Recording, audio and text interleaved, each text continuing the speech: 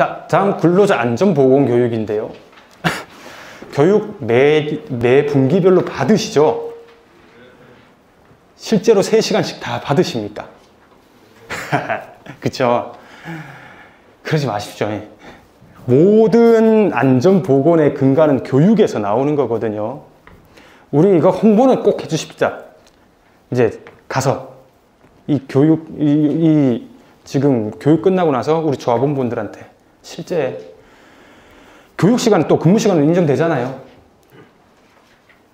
그리고 보통 3시간으로 구성이 되어 있고 1년에 총 12시간인데 한두 시간 듣고 말고 인터넷으로 들으면 그냥 켜놓고 일하고 핸드폰으로 켜놓고 말고 그러잖아요. 그 사인만 하고 사진만 찍고. 근데 산업안전보건법 교육 내용을 보면요. 일단 안전사고 예방에 관한 사항, 보건, 예방, 건강증진, 위해 작업 관리, 그 다음 법, 직무 스트레스, 그다음 직장 내 괴롭힘, 폭언 등으로 인한 건강장애 예방 다 포함되어 있습니다. 사실 우리 노동자들도 그건 좀 잘못이에요. 교육도 안 들어놓고 나 몰랐어요 이렇게 하는 거. 스스로 좀 반성을 하시고 앞으로는 꼭 들으셔야 됩니다. 모든 내용들이 다 포함되어 있으니까요. 그리고 뭐 그 밖에 여러 가지 안전보건 조치에 대해서 또 교육을 할 수가 있는데 우리 사업장마다 사용하는 뭐 기계, 기구, 설비 다 다르고 위에 위험 물질 다 다르잖아요. 그럼 교육을 할 때요. 교육안이나 교육 내용 만들 때 우리 노동조합을 참여시켜 달라고 요청을 하십시오. 실제 우리가 사업장에서 맞이할 수 있는 산업재해에 관련된 내용을 포함시켜 달라고 요청을 하셔야 됩니다. 실제로 외부 기관에 안전보건 교육을 맡기시는 경우가 많은데 되게 원론적인 것만 해요. 원론적인 것만. 우리는 이 기계를 사용하지도 않는데 여기에 대해서? 그러니까 우리 사업장에 해당하는 것을 교육해달라고 요청을 하셔야 됩니다. 자, 다음 위해 위험 기계, 기구 등의 방호 조치입니다. 동력으로 작동하는 기계, 기구, 설비에 대해서는 방호 조치를 취해야 되는데 산업안전보건법에서는 여기 나와 있는 기계, 기구의 방호 장치를 해야 한다라고 되어 있습니다. 사실 이것뿐만 아니라요. 방호 조치를 해야 되는 것들은 굉장히 많습니다. 모든 기계, 기구, 설비에는 방호 조치를 해야 되는데 이걸 어디서 살펴보냐. 이것도 산업안전보건법에 다 나와 있습니다. 시행령과 시행규칙에 어떠한 목록이 있고 어떠한 설비, 기계, 기구가 해당하는지, 그리고 말씀드린 코사 가이드. 코사 가이드도 어차피 고시 지침이기 때문에 행정기관에서는 그것을 근거로 뭐 방호 장치나 안전장치를 하지 않았다라고 하면 과태료 처벌을 내릴 수가 있거든요. 이것은 열거적으로 딱딱 규정이 되어 있지만 실제로는 굉장히 많은 기계기구 설비들이 방호 조치를 해야 하고 안전 조치를 해야 한다라는 거. 의무안전인증 대상 기계 설비도 있고요. 프레스나 전단기, 크레인, 리프트, 압력용기, 롤러, 사출 성형기, 고소작업대, 곤돌라 등이 있고, 자, 이것은 이 기계 기구를 제조를 하거나 실제로 아니면 외국에서 수입하는 사람에게 주어진 의무입니다. 이 방호 조치를 해야 된다는 것 자체가. 우리 근로자나 우리 사업주가 행해야 되는 것은 아니에요. 다만 우리는 확인을 해야 됩니다. 사실 사업장에서는 기계기구 브랜드만 믿고 아니면 다른 데서 사용하기 때문에 이거 괜찮겠다 하고 수입하거나 구입하는 경우가 많거든요. 근데 우리는 좀 달라져야 됩니다. 어떻게? 우리 노동자들이 다치지 않게 의무안전인증을 받은 서류를 좀 달라고 하시면 돼요. 여기 제조나 수입업자한테 그거 받아라. 사업주한테 요청을 할 수가 있습니다. 그래야 이게 방호 조치가 제대로 되어 있는지 안 되어 있는지 확인을 할 수가 있거든요. 어떤 종류가 있냐? 프레스 전단기, 양중기, 그 다음 보일러, 압력용기, 그 다음 절연염 방호구, 그 다음 방폭 구조 전기 기계 기구 등이 있습니다. 이러한 것들에 해당하는 기계 기구 설비가 들어온다고 하면 이 인증받은 거 자료를 요청을 꼭 하시고 확인을 하십시오. 자, 보호구도 인증을 다 받아야 됩니다. 장갑부터 하이바 아니면 안전화 이런 것도 인증 대상이기 때문에 이것도 요청을 하십시오. 보호구 다 아시죠? 이거 안전모, 안전화, 방진 마스크. 요즘은 사실 코로나 때문에 계속 마스크 끼고 하시잖아요. 근데 코로나 전에는 분진 작업장에도 그냥 벗고 하시는 경우도 많고, 그리고 이제 보통 회사에서 보호구로 지급하는 보호구를 보면 되게 허접한 것들이 많거든요. 진짜 그냥 목장갑 주는 경우도 많고, 3M 그 기막에 주는 것도 사용했던 거 몇 번 사용하라고 하는 경우도 많고, 마스크도 그냥 일반 마스크 주는 경우도 많고, 다 산업안전보건법 위반입니다. 그것도 일일이 다 하나 체크를 해보십시오. 그리고 보호구에 관련된 착용 방법에 대해서 교육을 다 받으셨나요? 보통은 안 하죠. 동료한테 야 이거 어떻게 사용해? 그래서 이렇게 사용하면 돼. 이렇게 하지 않습니까? 보호구에 대한 것도 사실 교육을 해야 되거든요. 산업안전 근로자 정기교육 때 그것도 하도록 하고 있습니다. 실제로 교육이 제대로 안 되고 있다는 거죠. 자, 또 자율안전 확인 대상 기계 기구가 있습니다. 이것도 제조나 수입을 하는 사람이 받아야 되는 것인데, 여기 보시면 인쇄기, 혼합기, 로봇, 연삭기, 연마기, 파쇄기 이런 거 컨베이어 다 포함되어 있습니다. 이것도 아까 안전 의무 안전 대상과 동일하게 인증받은, 확인받은 서류를 좀 달라고 요청을 해 놓으십시오. 그리고 실제로 확인이 됐는지, 제대로 작동하는지 확인을 하시고 현장에 투입을 시켜야 됩니다. 방호 조치도 마찬가지고요. 여기 나와 있는 용접 장치라든지 롤러기, 연삭기, 그다음 톱, 그다음 대패용 칼날 접촉 방지 장치하고 산업 로봇. 사실 산업용 로봇으로 사고가 되게 많이 발생하잖아요. 산업용 로봇은 방어울이라든지 아니면 키 스위치도 보관 어떻게 해야 되는지 자세하게 호사 가이드를 보시면 나와 있거든요. 그것도 확인을 하시면 될 것 같아요. 산업용 로봇으로 인해서 발생하는 사고가 좀 많더라고요. 그리고 이게 워낙 동력이 세기 때문에 실제로 작업 중지를 시키지, 자동 센서가 있지 않은 이상 움직이면 진짜 중상이 있거든요. 지게차도 마찬가지고. 그래서 산업용 로봇은 요즘 대부분의 현장에서 사용하고 있기 때문에 자율안전 확인 받았는지, 그 다음 방호 조치가 제대로 돼 있는지를 확인하시고 현장에 투입을 시켜야 된다는 겁니다. 자, 안전 인증 표시하고 이미 안전 인증 표시가 있습니다. 이 표시가 있는 기계, 이 표시가 있는지도 확인을 하시면 될 것 같고요. 그 다음 안전검사 대상입니다. 이거는 사업주가 해야 되는 의무입니다. 우리 사업장에서 사용하고 있는 프레스나 전단기, 크레인, 그 다음 리프트, 압력용기, 곤돌라 등 이거는 의무적으로 안전검사를 받아야 됩니다. 문제가 발생하지 않게끔 이건 사업주가 주기적으로 해야 되는 겁니다. 그리고요, 여기 나와 있는 이거는 위험한 기계기구이기 때문에 이 기계기구를 사용하는 사업장이라고 하면 우리 근로자 정기 안전보건교육뿐만 아니라 특별안전교육을 별도로 받아야 되거든요. 그 내용에 포함시킬 수는 있습니다. 근데 다들 대부분 동일한 내용으로 교육을 받으시더라고요. 특별안전교육이 있다. 내용이 조금 다르다.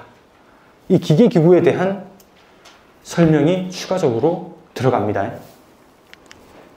안전검사는 받으면 이런 검사 필증을 항상 받고 기계기구에 부착을 해 놓아야 됩니다. 없으면 사용하면 안 돼요. 절대 사용하면 안 됩니다. 자, 그리고 우리가 조금 편하고자 방호장치 있으면 사실 불편하잖아요. 그래서 그냥 방호장치 살짝 빼버리고 꺼버리고 하는 경우가 있는데 그렇게는 좀 안 하셨으면 좋겠습니다. 실제 좀 작업 시간이 걸리더라도 우리 안전이 우선이니까요. 그 다음 제조 등이 금지되어 있는 위해 물질입니다. 와, 다 어려워요, 내용이. 근데 가장 문제가 되는 게 요즘은 벤젠, 그 다음 성면입니다. 직업성 암을 불러일으키는 거. 다 암의 원인이 되는 것들이긴 하지만 최근에 많이 발생하고 있는 것이 벤젠과 성면 때문에 요즘 공장 봐도 지붕이나 천장 같은 데 성면으로 되어 있는 데 굉장히 많죠. 그거 다 제거해달라고 요청을 하셔야 돼요. 그게 알게 모르게 사실은 그 분진으로 떨어지기 때문에 성면은 사실 폐 쪽에 문제가 되고 폐질환 자체가 섬유화가 되면 사실 돌이킬 수가 없거든요. 그래서 그런 게 만약에 있다라고 하면 제거 요청을 좀 하셔야 됩니다.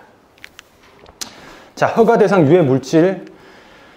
자, 베릴륨하고 뭐 여러 가지가 있습니다. 이것도 법에 다 나와 있는 내용이기 때문에 한번 보셔야 되고요. 보시면 될 것 같고요. 다음, 물질안전보건자료 MSDS입니다. 이건 계속 얘기했었죠. 제가 지금 자문을 하고 있는 그 전기차 회사가 있는데 거기에 MSDS 자료를 요청하니까 89개가 되더라고요. 그럼 여기 계신 분들 이 실제로 근무하시는 그 현장에는 엄청나게 많겠죠. 이거 일일이 다 교육하고 배치해야 되고 다 해야 됩니다. 기재사항은 대상 물질 명칭하고 구성 성분 함유량, 그 다음 취급 주의사항, 그 다음 위험성, 화학적 특성, 독성, 그 다음 응급조치 요령, 대처 방법, 이런 것들이 있다는 겁니다. 근데 이것도 사실 출력해놓으면 인터넷에 출력하면 다 나와요. 어떻게 대처해야 되는지. 그런데 우리는 보관을 해놓자라는 겁니다. 자, 여기 보시면 벤젠에 대한 내용인데요. 여기 예방 문구하고 공급자 정보하고 이런 것들이 다 나와 있고 위에 위험 문구 이렇게 하면 안 된다는 내용까지 다 포함이 되어 있는 게 MSDS입니다. 여러 가지 MSDS가 있고요. 실제 요즘 길 가다가 건설 현장, 아파트 건설 현장을 보면 벽면에다가 MSDS 많이 부착해 놨더라고요. 보라고. 사실 부착해 놓은 게 스티커로 부착해 놓는 게 가장 편하거든요. 근데 이제 서류철로 해가지고 해놓으면 누가 보겠습니까? 위험하니까 이거 스티커로 만들어 가지고 우리 사업장에 좀 부착 좀 해주십시오 라고 요청을 한번 해보시는 것도 좋을 것 같습니다. 왜냐하면 정말 위험한 것들이기 때문에 따로 관리를 하는 거잖아요. 자, 비치해야 된다. 작성하고 비치해야 된다. 그 다음 교육을 해야 된다. 교육은 언제 해야 되냐? 그 작업에 새로운 노동자가 배치됐을 경우 교육을 시키고 작업에 투입시켜야 되고요. 새로운 대상 화학 물질이 도입된 경우, 그 다음 그 해당 정보가 변경된 경우에도 교육을 해야 됩니다. 이 세 번째 보면 변경된 위험성 정보가 변경된 경우 있잖아요. 이게 화학 물질이 만들어질 때 모든 위험성을 다 조사를 하고 그 발표를 할 수가 없거든요. 만약에 벤젠이 있다라고 하면 벤젠이 만들어졌을 때 그 위험성 누가 알았겠습니까? 계속 이거 위험하다. 여기 뭐 직업성함을 유출시킬 수 있다. 아니면 백혈병을 유출시킬 수 있다. 계속 업데이트 되지 않습니까? 이것도 사실 매년 업데이트를 해야 돼요. MSDS 정보도. 정보가 계속 변동되기 때문에. 그리고 매년 교육을 해야 됩니다. 자, 배치 방법은 쉽게 보거나 접근할 수 있는 장소에 해야 되는데 이렇게 해놓죠. 이렇게 서류철로 이렇게 말고 이제 앞으로는 우리 사업장에 이렇게 해달라고 요청을 하시라는 겁니다. 진짜 볼 수 있게 그냥 지나가다가 봐도 위험하구나 라고 인식할 수 있을 정도로만 해놓으시는 게 좋다라는 거고요. 자, 물질안전 보건자료 일부 비공개인데 영업상의 비밀로 사업에 타격을 줄 수 있는 경우에는 물질안전 자료를 제공하지 않을 수 있다는 예외적인 규정이 있습니다. 자, 한 가지 예를 들어 보겠습니다. 삼성전자 백혈병 사건 있죠. 최근에 대법원에서 승인 났습니다. 인정받았습니다. 작년일 거예요. 원래 총과 작년인데 법원에서 백혈병과 관련된 물질안전보건자료를 제출해라 라고 명령을 했는데 영업상의 비밀로 제출 못합니다 라고 해서 법원이 화가 났어요. 야, 너희가 이거 숨기는 거 보니 뭔가 캥기는 게 있나 보네. 백혈병하고 이거하고 연관이 있나 보네. 그래, 너희가 제출 안 하는 것을 딱 보니 백혈병과 그 사용했던 물질 인과관계가 추정돼. 백혈병 인정. 이렇게 된 케이스입니다. 참 골 때리는 법이에요. 사람의 안전이 우선이지. 영업의 비밀과 그 영업 이익이 우선인가? 이런 예외 규정을 왜 만들어 놨을까? 도저히 이해가 안 됩니다. 어차피 MSDS라는 게 유해하고 위험하니까 만들어진 것인데 이거를 공개를 안 하고 교육을 안 한다는 것 자체가 법의 취지에 절대 맞지 않는 것인데, 사실 이 부분이 2020년 산업안전보건법 전면 개정이 되면서 포함이 된 내용인데 굉장히 붕괴한 내용입니다. 사실 이런 것도 있다 보시면 되고요. 자, 위험성 평가입니다. 자, 제가 산업안전보건법 내용 중에 가장 중요하다고 생각하는 게 위험성 평가입니다. 제가 이거 시험 공부할 때 외운 건데요. 딱 6글자만 외워놓으시면 돼요. 이 과정에 우리 노동조합이 다 참여를 해야 된다는 겁니다.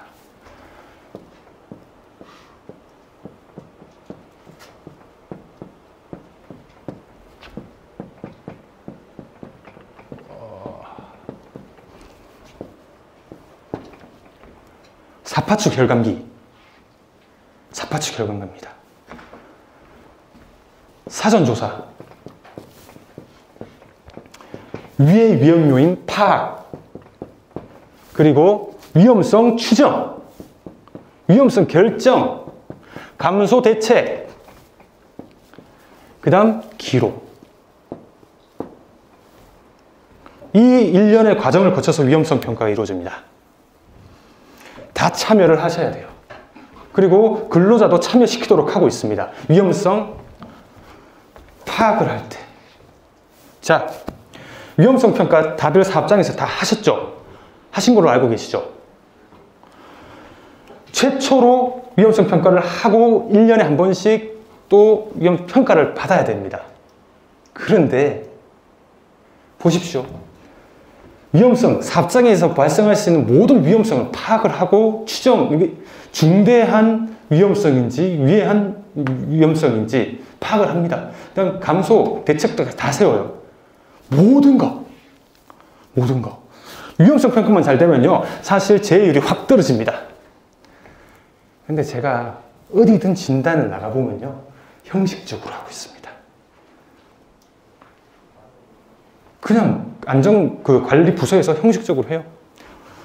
최초 받았던 거 복사 붙여넣기, 복사 붙여넣기 이렇게. 근데 실제 근로자를 또 노동자를 참석을 시켜야 되는데 그것도 그냥 친한 사람 불러놓고 합니다. 보세요. 위의 위험 요인을 찾아내서 위험성을 이 위험성이 얼마나 큰지.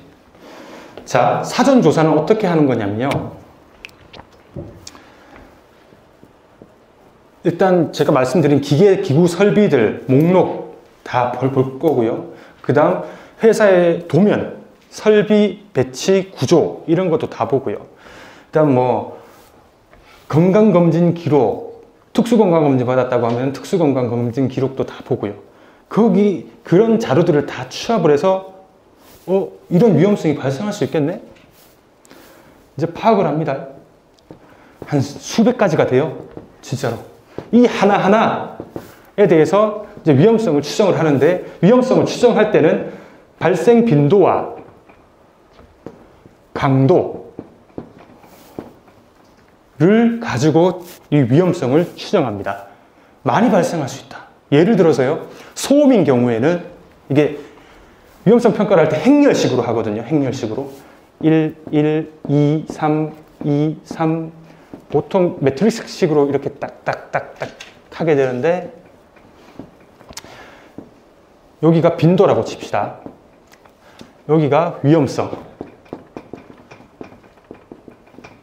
빈도는요, 소음 기준으로요, 하루 8시간 이상 소음에 노출되는 경우라고 하면 3이 되겠죠. 자, 한 4시간 정도 2가 될 것이고, 한 2시간 1 이렇게 될 것이고요. 그리고 궁궐격기 질병도요, 작업 중량물을 하루 기준으로 250kg 이상 3이 될 것이고, 100kg 이상 2, 50kg 1 이렇게 될 겁니다. 다른 것도 마찬가지예요. 자, 그리고 이 강도라는 것은 아차사고 1, 그 다음 경상이 발생할 수 있다 2, 그 다음 중상이 발생할 수 있다. 중상 플러스 사망까지 이르게 할 수 있다. 이런 걸 해서 9 기준을 정해 놓습니다. 5 이상인 경우는 즉각 개선. 이렇게 해서 이제 위험성 결정이 됐으면 감소 대책을 이 매트리스 점수를 가지고 수립을 하게 되는 겁니다. 즉시 개선을 해야 되는 것, 아니면 뭐 교육을 통해서 되는 것, 아니면 보호구를 조금 더 구비를 한다든지. 근데 이 일련의 과정을 사실 안전관리자나 보건관리자 이 두 사람들이 알까요? 관리 책임자가 다 알까요? 모릅니다. 우리 노동자들이 더 잘 알아요. 그리고 우리 노동조합이 더 잘 알아요. 뭐가 필요한지 사전조사 서류도 우리 조합이나 노동자들이 더 많이 안다는 겁니다. 그래서 우리가 모두 다 참여를 해야 된다는 거예요. 이 법적으로는 파악을 할 때만 근로자를 참여를 시키게 하고 있지만 우리는 전 과정을 다 참석을 해야 됩니다. 실제. 이게 가장 근본이에요. 모든 걸 다 찾아서 모든 걸 다 감소시키는 대책을 세우기 때문에. 그리고요, 이 빈도와 강도는 사실 굉장히 주관적이고 추상적이거든요. 야, 소음에 8시간 노출돼도 잘 살잖아. 이거? 그래, 빈도 1? 이거 다 귀 잘 들리잖아. 이렇게 하는 경우가 있다는 거죠. 그래서 이 기준을 세울 때도 우리 노동자나 조합이 꼭 참석을 해야 된다는 거예요.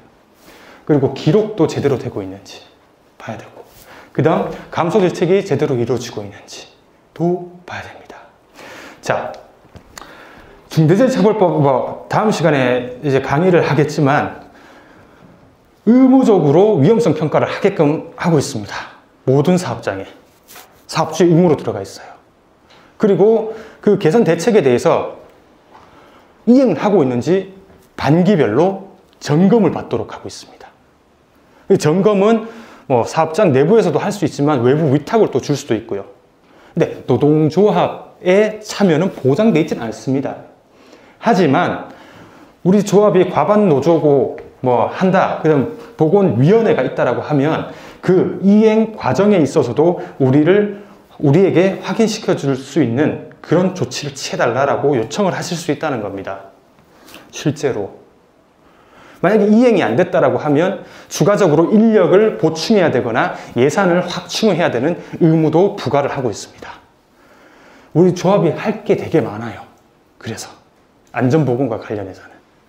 실제 법에 우리 참여가 보장되어 있지는 않지만 요구는 할 수 있잖아요. 우리 안전을 위한 건데 배제를 시키면 오히려 모양새가 이상하죠. 사업주 입장에서도. 그래서 적어도 위험성 평가만큼 제가 앞서 말씀드린 거 다 포함이 돼요. 이제 위험성 평가만큼은 우리 조합에서 적극적으로 참여를 하자는 겁니다. 수백 개 다 찾을 수 있어요. 와, 그런 것도 다 들어갑니다. 어떤 것까지 들어가냐면 우리 보자, 커터칼 사용하잖아요. 사무실에서. 이것도 위험 요인으로 들어갑니다. 화장실 이용하는데 바닥 미끄러운 것도 위험 요인으로 들어가요. 그리고 대책 어떻게 세워야 되는지 다 매뉴얼을 만들어 놓으면 실제로 아무런 문제가 생기지 않아요. 그런 세세한 것까지. 잡으면 많이 잡을 수 있는 게 위험성 평가고, 감소시킬 수 있으면 최대한 감소시킬 수 있는 게 위험성 평가입니다.